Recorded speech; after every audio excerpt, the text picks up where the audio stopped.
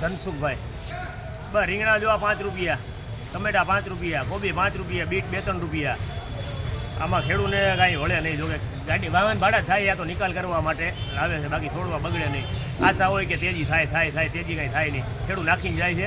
રીંગણા જો આ રહ્યા જો 5 દી 3 દી સુધી વેચાતા નથી, ખેલે ગૌશાળામાં જાય છે. એવી પોઝિશન છે. 10 રૂપિયા જબલાના દાગીને ભાવ કરીને દલાલ એને બિલ આપે ખેડૂને.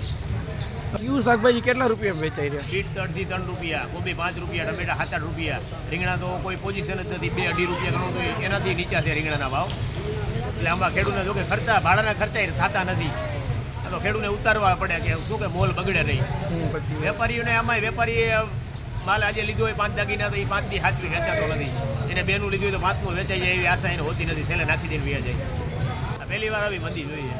આ શેની મંદી છે એ તો અમને કંઈ સમજાતું નથી. આયદનભાઈ સામતભાઈ, ગામ હણમતિયા બેડી, જિલ્લો તાલુકો રાજકોટ. હણમતિયાનો ખાતેદાર છું. 5 વીઘાના મેં રીંગણા વાવ્યા હતા. ખાતર, દવા અને આ શિયાળાનું પાણી વારવાનું છે. મહેનતના પૈસા, મજૂરીના નહીં, પણ ભાડાના પૈસા અત્યારે અમને મળતા નથી. તકલીફ એટલે બહુ પડે છે. એમાં બીજો કોઈ મોલ થયો નહીં. આ મોલ વાવ્યો તો એમાં અમારે બધું ફેલ થયું તો આપણું વરસ ફેલ થઈ ગયું. ખર્ચો આ તે 1000 રૂપિયા થાય વીઘે. 5 વીઘાના હતા. મુર્ગા પૈસા, ખેતીના પૈસા નહીં નીકળે.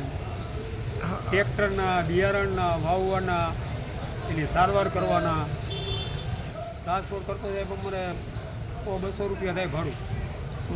મળે છે 50 રૂપિયા.